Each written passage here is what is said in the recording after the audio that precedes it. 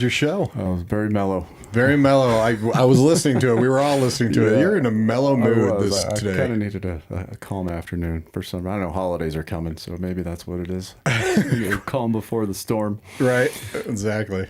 But we are back with a special guest this evening, Heather Heacox, president and founder of Bold Steps. Thank you for being here. Thank you for having me. So, including me, and for listeners who might not be familiar, what is Bold Steps all about? Oh, everything. So we support teen parents with a heavy focus on teen parents in foster care. We know that not only is it hard being a teenager, it's hard being a teen parent, and then it's super hard when you're in foster care. Mm-hmm. So how do we assist? How do we meet people where they are? So right now that looks like mentorship. So we have a one-on-one mentorship program. We will launch our workshops in January, and then our big undertaking for 2026 is going to be housing. Well, and when did all this start, actually? So this is kind of recent. Yeah. That you started all of this. It did. So on paper, we were an entity in January, but we had a fully formed board, and we're operating in March. In March, wow. So you kind of hit the ground running with this. I don't know another way. There you go. I love it. I'm curious, you getting involved in this. You're the founder. Mm-hmm. You're the president. One thing I love about nonprofits, small business owners, and everything like that is you find a lot of passion, especially in nonprofits. Mm-hmm. What got you into Bold Steps? What made you want to push this through? Yeah, so my own story. Mm-hmm. I grew up in Grand Junction, Colorado. I refer to that as like the Shadowlands from The Lion King. We don't go there. But I entered the foster care system at 13. I went to my first group home in Grand Junction and kind of just went everywhere after that. I ended up in another group home in Kansas City, Kansas. And at that time I was pregnant and 16, and there wasn't any resources. I wasn't allowed to get a job. I was allowed one phone call a week if I had anybody to call, and I didn't. Mm-hmm. I didn't know what credit was. I didn't know, do I need a checking account? Where do I even go cash a check? Right. What do I need to get a job? Why is an ID important? And looking back into the system today, a lot of those challenges are still the same. Mm-hmm. So we want to fix it, and we want to be able to not only give these teens the springboard that you would want to give a normal teenager into life, but also give them that second generation so that they can be prepared to not only be successful young adults, but successful parents. Right, and I even know just being a kid and everything. I mean, they didn't teach finance in school. They didn't teach how to balance an account in school. They didn't teach what I went at least. Yeah. But what a scary way to navigate life. Just not really knowing any of that. Mm-hmm. Not having anyone to call if you were to use that phone call. I mean, it was tough. When I was 18, you could opt in to stay in until you were 19, and the state would still pay for you. But there was no motivation for the placement you were at to give you those skills, right? Because if you leave, they don't have funding for you. So when my son was 4 months old, I chose to leave thinking because I was 18 and dumb, right? I was a month away from graduation. I was like, I'm going to try to leave and I'm going to make it, because you don't know what you don't know. Mm-hmm. So naturally, I went back to what I did know just to try to survive. And it took me quite some time to just get my feet underneath me. By the time I was 19, I had 2 kids. By the time you were 19, you had 2 kids. I did. All right. And I'm curious, you wanted to start this to really give kids that step up and everything like that. What were who inspired you? Who helped you the most? Who really kind of took your hand, or if it was just a lot of it was on you, just learning for yourself? Yeah, so there is this woman named Leanne.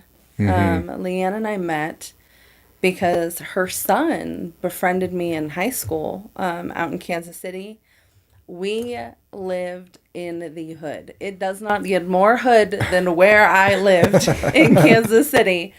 And her son was 2 years younger than me, but because I had gaps in my transcript, I had to take some weird classes. And her son, Isaac, was so sweet and so kind. And I would go over and hang out, and his mom would just kind of pour into me. Isaac had an older brother named Eric that was in my grade. And Eric and I became friends as well. So occasionally I would end up at Leanne's house. And when I left foster care, her and her husband, Mike, and Mike sits on my board today, took me into their home, and I was a mess. Leanne owned her own company, and she cleaned. She owned a cleaning service. And to help me, she would take my son, who was a baby at the time, to work with her so that I could try to go to work and I could try to finish school.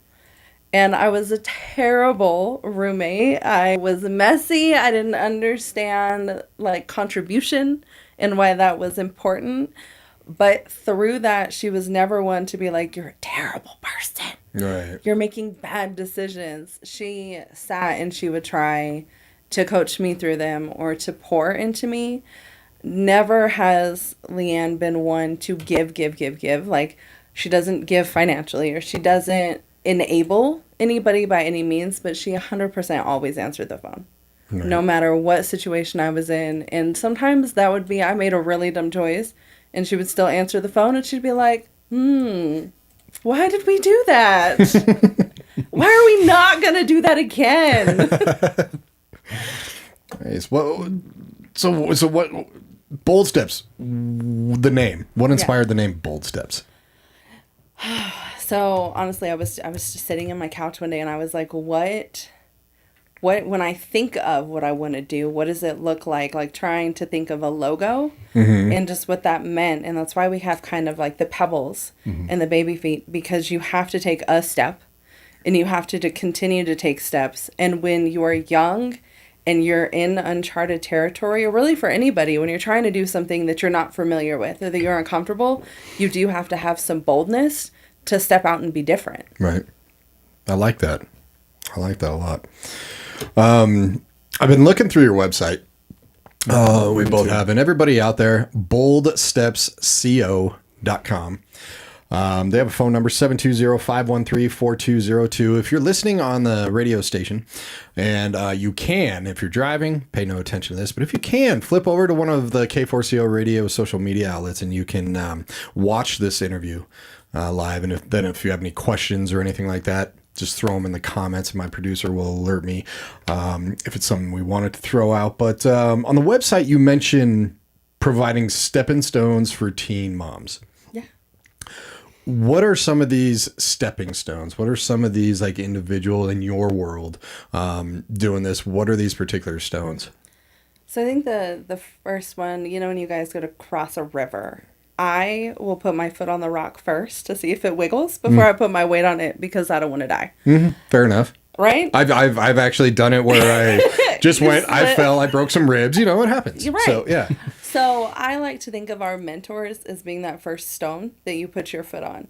So a lot of these kids are going through constant change. They're going through different placements. They're moving different schools. They don't have a lot of consistency. And our mentor is that person that's going to move with them and be the constant in the change. It's not going to matter what school they go to. It's not going to matter what side of town they go on. That person is going to be there as their rock. Our next stepping stone is going to be, how do we equip you? Again, we don't know what we don't know. Right. So how can we bridge the gap to healthy relationships? What is the red flag? What is a green flag? Why do we need to go to the doctor? Why do we need to take our kids to the doctor? Is adoption an option for us? That's not necessarily something we push, but we do believe in giving the tools to make an informed decision. Right? So giving the steps to be able to be independent and do it successfully, which I will say in Colorado, just because of the cost, that's a hard thing to do anyway. Yeah, definitely with the cost.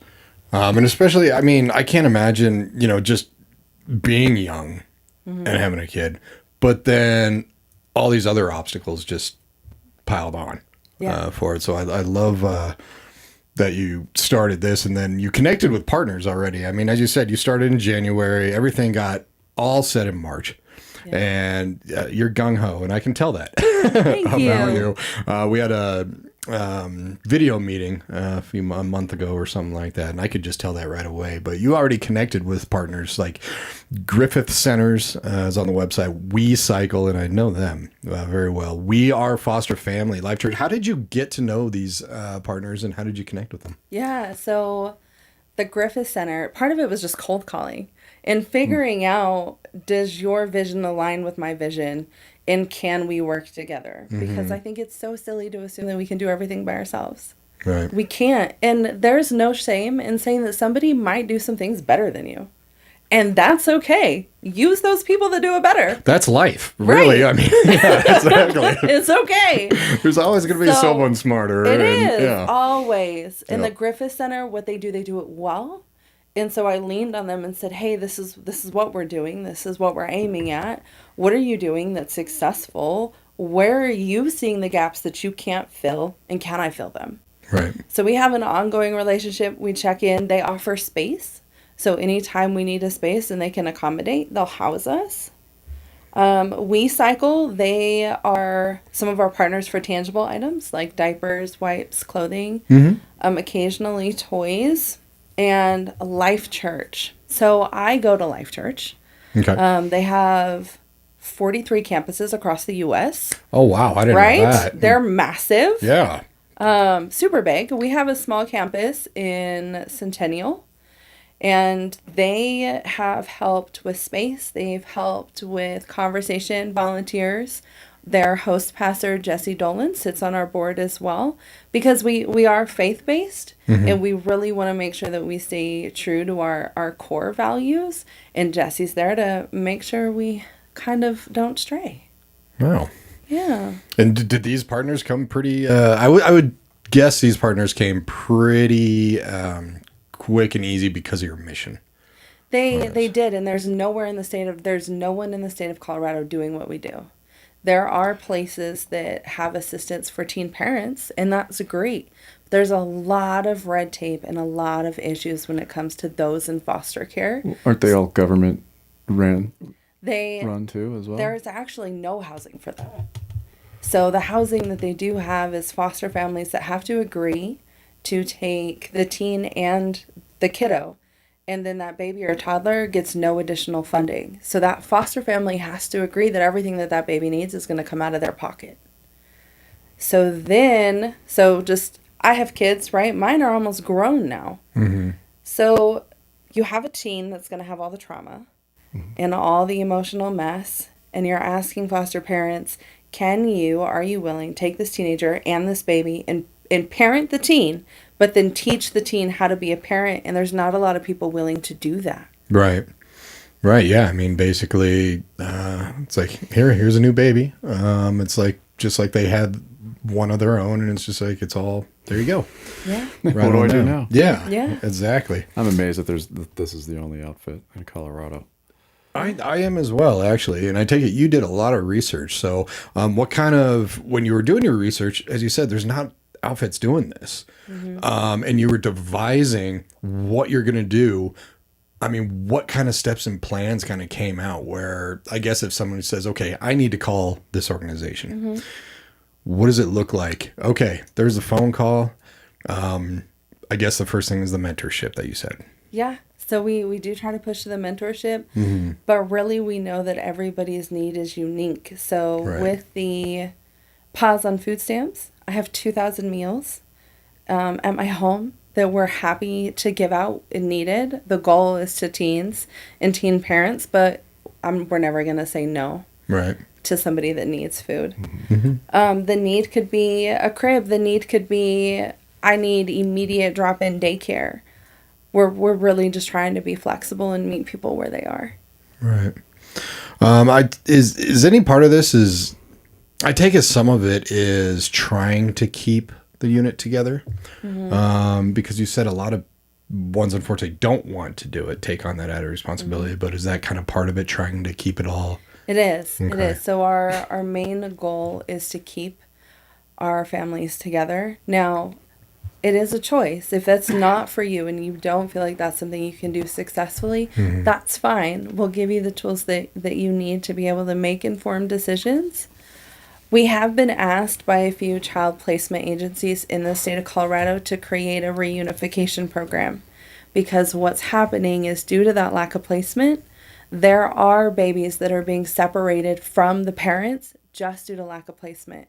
And in the state of Colorado, when they separate that young, they only have 2 years to reunify, or they sever the parents' rights. 2 years. 2 years. So if you can imagine, I'm 16, right? We're going to say 16.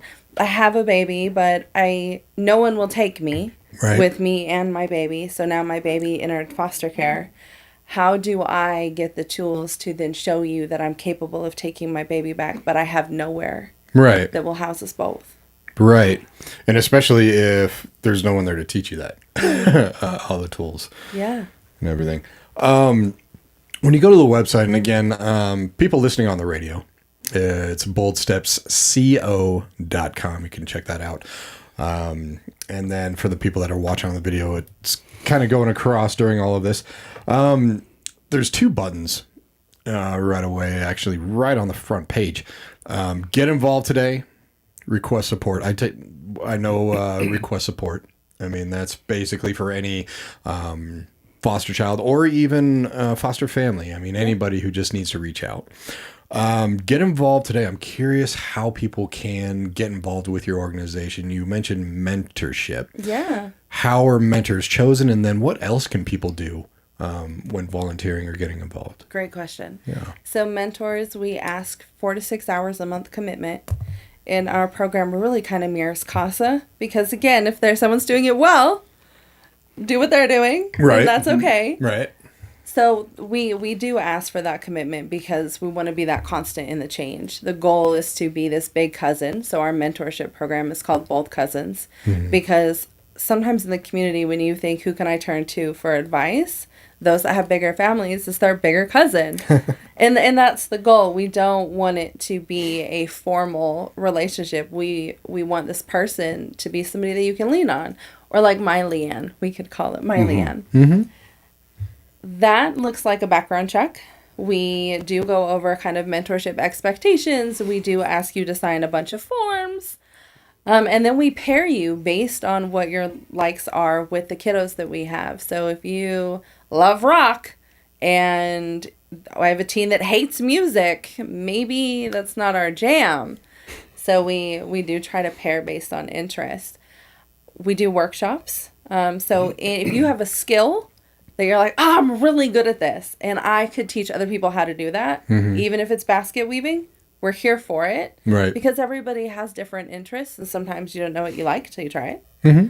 And then we're doing some holiday parties. So for people that don't know, there are maternity high schools in the Denver metro. And all they do is serve teen parents. So for this year, for the holidays, we're pushing in. And New Legacy Charter is allowing us to fully host their holiday party. We'll serve about 100 students, including littles and staff. And then at Florence Critton, they are a full maternity high school. And they have about an average of 137 students. And we're looking to serve about 100 of their parents this holiday season as well. I had no idea there was maternity high schools out there. Mm-hmm. I didn't either. Of course, the world is not the one I was born into anymore. Very true. Certainly didn't have it when I was in high will school. highlight with the maternity high schools. Yeah. I will not name drop which one, but there were one of those 2 schools that did an internal survey on how many of those students have touched the foster care system. Mm-hmm. And it was 80% of their students. Wow. Mm-hmm. Wow, 80%. That's pretty big right there. Yeah, that's not a good number. I don't... You and I'm glad that you brought up kind of the events and feeding, because you do have a few events. I mean, right back to back. Mm-hmm. You're going to be busy here soon. Yes. Busy holiday season. Yeah, but with a full heart. Busy with a full heart. Exactly. So on December 5th, you have Sip, Shop, and give back. I already love the title of that. Thank you. Was that you? Yeah. No. So it's G Girls Consignment Shop in Aurora. Okay. She is hosting us for kind of an info session. Come learn more about me, what we're doing. And this is our final push to raise funds for the holiday party that we're putting on with Florence Critton and New Legacy Charter. Gotcha. Okay. So while you shop, because you can shop after you listen to me talk, and anything you buy, Bold Steps gets 20% back. Wow. Very nice. Yeah. Very nice. And that funding, when people go, because of course people can donate, this is a nonprofit right here. All of that funding, just highlight a little bit where that funding goes from donations. Yeah. So anything that we get at this specific event will go to the holiday party, and serving these young girls and their families. Getting all the food. And, it is. And it's when we think about family and the holidays, realistically, it's not the best time for everybody. And that sucks. So our goal this year is how do we help these parents create new memories and new traditions with their own kids to change the way that they view the holiday season. So that's where the money is going to go. Mm-hmm.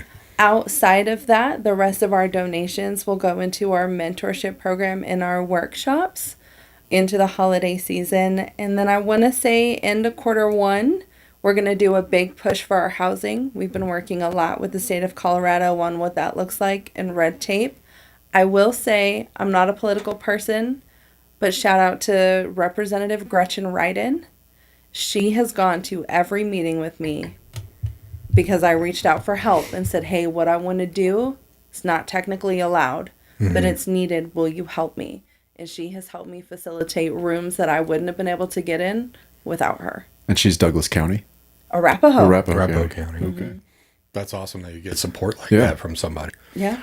And I wanted to ask real quick before we get into the other events, Leanne, for you. You still talk with her? I do. Nice. I do all the time. What did she say about you starting all of this? She was her typical, supportive, go do it. And I was like, hey, I think I want to ask your husband to be on my board. And she was like, okay, tell me why. And Mike and Leanne, after Isaac, their youngest, graduated high school, they took a year off, and guess what they decided to do? Become foster parents. Wow. So, and Mike was so funny. He was like, I don't know. And Leanne was like, we're doing it. So they did. They fostered for, probably 6, 7, 8 years. And I got to watch Mike grow, not as just a person, but as a dad, and stepping into what he felt like was his purpose. And then Mike went back to school to become a therapist. Mm-hmm. It was also, as much as they were watching me, I think I was also watching them. So when we launched Bold Steps, and I had this conversation with Leanne, I was like, I want to invite Mike because he's going to challenge the way that I think. I like to move fast. I like to get things done very quickly. We can tell. Yeah, and I will make bold moves. And Mike is more analytical. He wants to slow down. Let's talk about it. Let's pray about it. Let's look at every single avenue. And I'm like, no, we got 60% of it done. We're going to go. Right. Yep. So, we'll deal with it later. Yeah, we're gonna build the plane as we take off. It's going to be fine. And you do need, I think, both of those different types of personalities, especially in an organization. Yes. To really complement each other, and because one type just won't do it. To provide balance. Yeah. Exactly. Exactly. Is there an average amount of time, years, that a pregnant teen or young teen parent is with a foster family? Or does it just vary on age, situation? So I'm going to tell you something that's going to shatter your heart. Are you ready? Again? Go ahead. The state doesn't actively track these teens. So it's optional. It's not required. So I do technically have a number, how many are supposedly in foster care right now. But because each caseworker has to ask the probing questions, do you have a kid? Have you been pregnant? It doesn't all go in there. So it's actually extremely hard to figure out how big the issue is or how many kids are out there, which has been some of our conversations with the state of Colorado is how, please, how can we build in to get active data? Because one, we can't find them. And then two, it's hard to understand how fast they're moving and how many placements they have. So you might not even know where they are. Mm-hmm. That's ridiculous. I mean, I said it the other night in an interview, Colorado's got issues. Yeah. Mm-hmm. I mean, its priorities are completely out of whack, but that's another talk show all by itself. Do you have any interesting, unexpected stories? Something, just something that came out great. Oh my goodness. Motivates you to just keep on keeping on. Just Yes, and I'm going to sound so sappy. I'm going to cry. Hold on. Please do. That's good. That's great radio. I will tell you, it's my kids. So my kids now, right? And I kept all of my kids. So my son will be 17 next month. My daughter that I had at 19 is 15 and a half. And then I have a really lonely 10-year-old. But I watch my kids do things and I will cry, which is so weird, right? You have these like normal parents that go to football games and I'm crying. So my 16-year-old, he plays varsity football. He's very active. I've only missed one game and I cried the whole time. But he's played since he was in 5th grade. My 15-year-old does color guard and winter guard, and she just started equestrian therapy. And it's that. It's watching them be able to do things that I wished I could have. It's watching them, like, even though we've moved and even though when they were younger it was really hard, we've all grown. And it's watching me be able to give them the life that a normal kid has. And that is the inspiration, is knowing that my kids would have had a better start. And there's trauma that they wouldn't have had I been able to have the knowledge and the resources and the maturity to step into adulthood the right way, like I'm allowing my kids to do. That's amazing. That's kind of like the perfect example of a parent wanting better for their kids. Mm-hmm. I like it. Let's get to you. Yeah, exactly. Oh, that's lovely. It really is. You have let's get kind of back to the events right here. You have 2 days back to back. You have the holiday party, which is December 8th, and a winter festival the day after, December 9th. So tell us a little bit more about these events, because you're going to be busy for not only 48 hours, but putting them together, taking them to the outside. So it's going to be a good 4 days for you. Yeah. So those are our holiday parties for our high schoolers. Those are the both of the high school ones. Okay, so perfect. I believe Florence Creighton is on the 9th. Yes. And New Legacy Charter is on the 8th. Okay. And we are looking for any type of supplies. We're hoping to do face painting, some crafts for both of those. Thinking about having some karaoke at New Legacy Charter, because they also serve non-parenting kids, so wanting to make sure we incorporate everybody. We're also going to do a hot chocolate bar at both, so whether that's catering it or if somebody wants to bring us a bunch of hot chocolate stuff, that'd be fabulous. Can people donate? I mean, of course, their time and their money, but you work with great organizations like WeCycle, stuff like that. Can people donate directly to you items that are needed, or should they go to some partners that you work with? No, they can donate directly to us. Okay, perfect. And the best way for them to contact you, and I'm going to have our producer throw this up there. We have 720-513-4202, but then there's also email. Very easy to remember. boldsteps@boldstepsco.com. And any questions or anything like that, just go directly there. And where do you hope to see? I mean, Bold Steps is still kind of new. Right now, it's still very, very new, very new, very fresh. Where do you see this going? Where do you want to see this going in the years to come? And what is 2026 for you? So, housing is our really big push. It's so needed. So needed. And our housing model, we really want to incorporate the ranch style. So there's an organization out of Birmingham, Alabama called Big Oak Ranch. They're not listed on our website, but they're one of our strongest partners.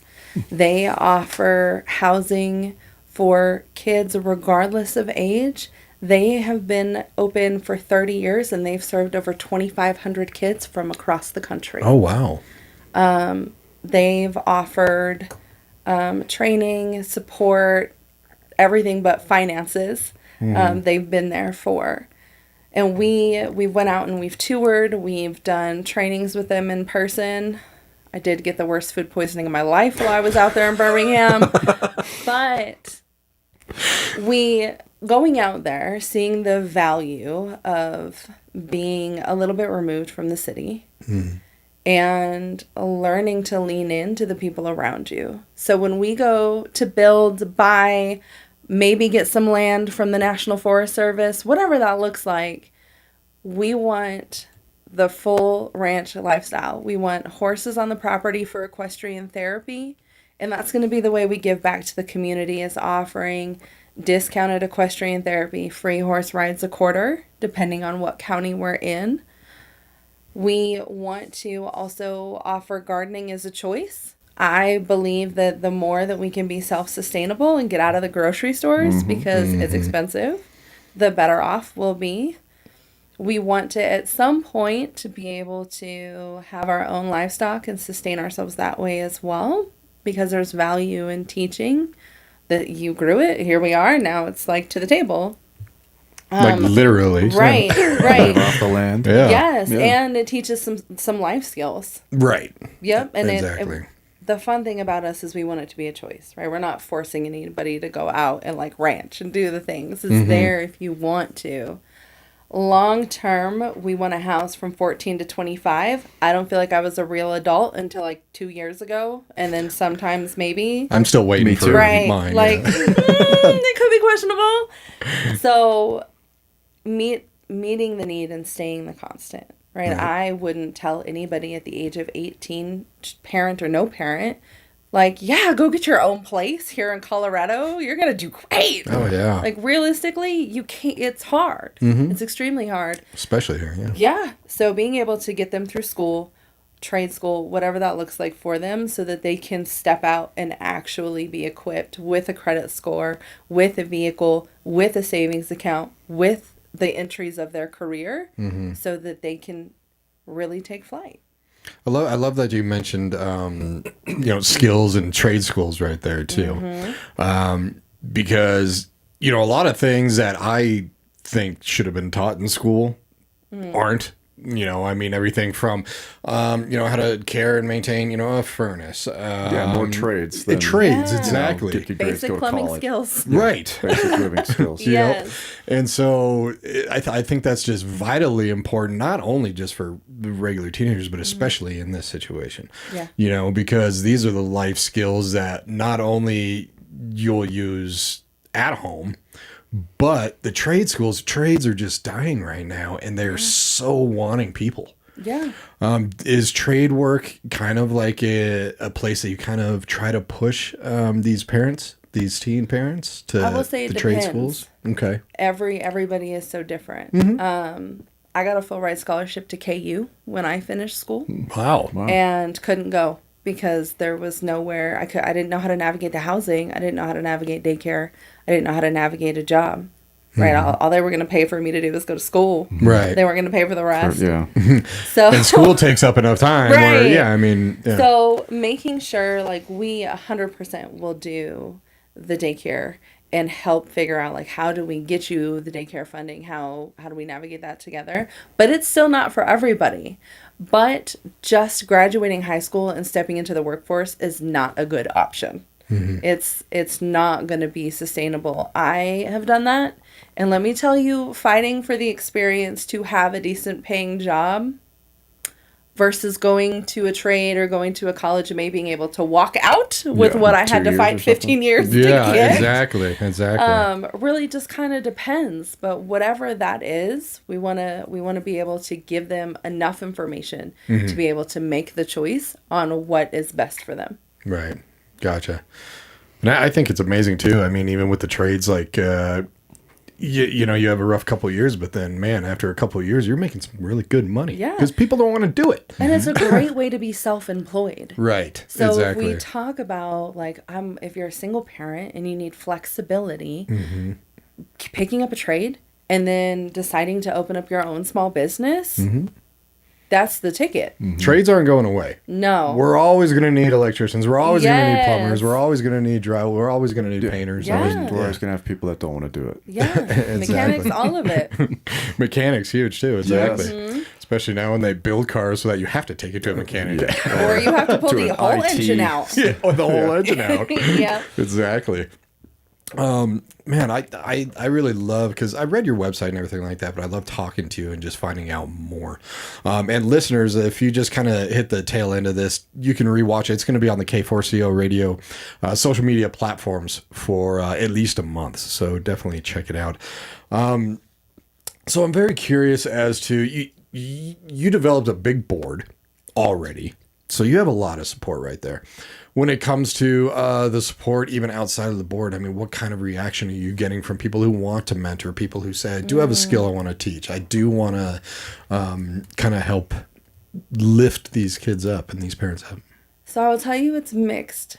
The Okay. emotions and the reactions are mixed. And the reason why is because we're not talking about a fluffy subject. Right. Right. We're not talking about, like, oh, let's go play with unicorns. Like, the reality is we've had kids as low as 12 come to us and ask for assistance. 12. 12, which is really sad, but that's why we're here. So we're not asking fun, ideally, right? It's emotionally heavy. Yeah. I'm telling, hey, a lot of these girls, their relationships are with significantly older men. And they're just now learning that they may have been groomed or they may have been manipulated or they've been in foster care for the third time and now they're pregnant, but we don't really know what happened. But we have imaginations, right? So part of what we get is, wow, that's a lot. And I don't know that I can commit to that, which is cool. Please don't commit if you can't, because you're just going to make the issue worse. Right. Exactly. And that's Yeah. okay. Another reaction that we get is people not realizing it's a thing. And that's fair. It's not something that we talk about a lot. No. So bringing a lot of awareness and just having conversations like, hey, this is a thing. It does exist, but then also calling attention to the fact, this is going to sound bad, but sometimes we think like, oh, they made a choice and they got pregnant, now they're going to deal with it. And all of that is true. But a healthy, stable, and mature teenager doesn't go and get pregnant if everything is fine. Very true. On that point. Wow. I really want to thank you for coming in and Yeah, this talking to is- us about this. Very admirable what you offer for Thank these young you. kids. It is. And I had no idea about, the state and how, I mean, I want to kind of tailor back to that real quick, if that's okay, where you mentioned the questions that need to specifically be asked. And that's one of the main reasons why there's not a lot of data on this. You're going in with somebody else to try to kind of fight this, get it better. Yeah. What steps do you think are going to make this better? Are going to make the data better? And at least on their end, you're doing your end, Yeah. but on the state's end. So sometimes when we don't have information, we don't have to be accountable for that information. And I think that's part of the issue, and that's where it starts. If we don't really know it's an issue, then we don't have the answer for it. So doing something small, like mandatory question asking and putting it in the system, because the system is capable. Like their data tracking system is capable of tracking it if they require it to be tracked and if the caseworkers do it at the level they need to, so that we can get a bigger picture. But from there, then it opens the conversation of how do we equip the foster families that are willing to take in these teens to better support them? Because the other piece of the conversation that we don't talk about is I do have foster parents call that are struggling. Right? And it's sitting and offering counsel to these parents that already have teens in their home. Mm-hmm. So, one, how many is it really? And then two, now that we know that, could we look at funding? We know that we don't like to talk about money, right? People don't want to give away money. That's fine. But how do we give support to the people already willing to step into this space that are here? Right. Well, this is it's a heavy one. It's a heavy one. Oh, It is a see? heavy one, but But it's thank goodness for people like you. exactly. I was just going to say that. I mean, there's a lot of heavy subjects out there that some people just want to take on and tackle. And thank you. I think that's awesome. Well, I mean, it's also for the moments, right? It's you don't always see it now. You put the seed and then Right. you water it, and eventually, it may not be today, it may not be in 6 months. I think in Leanne's case, it was like 10 years. But you will eventually see it, and it's making the small steps to make the big difference. Right. I love it. And not only do I find this admirable, as little as I do know you, I find you admirable. I mean, you. growing up with all those obstacles and coming out the other end, inspiring your children and just doing something like this that just helps people that really need the help. Thank you. I admire that so much. Thanks for being here. Thank you for having me. Sure. And for any future events that you guys are throwing, just go to the website, boldstepsco.com. You guys update this pretty well. So any events and information, and if you have any questions, just reach out. Once again, for all of our radio listeners, 720-513-4202. boldstepsco.com. Also the email boldsteps@boldstepsco.com right there. Thank you very much for coming in, and I hope you have you're gonna have a busy few events here coming up. December 5th, Sip, Shop, and Give Back. That's with G Girls, and your holiday parties with the high schools, New Legacy Charter School, and Flowcrit. So thank you very much for everything you do. And thanks for coming into K4CO and making the time to speak with us right here. So Thank you for having me. yeah, definitely. Kevin, what do we have on K4CO coming up tonight? Oh, is it a rerun? It is. Okay. Well, before that, we have All Colorado. That's a whole full hour of Colorado artists. And then coming up at 9 is Josh. Kind of Big Radio. That's I was right. hoping that would be a little, A little smoother. A rerun, of course. And then we rerun that also at 2 a.m. And then we're back at it tomorrow with Colorado's biggest mix of music here on K4CO Radio. That's right. Thanks for tuning in, everybody. Have a good night.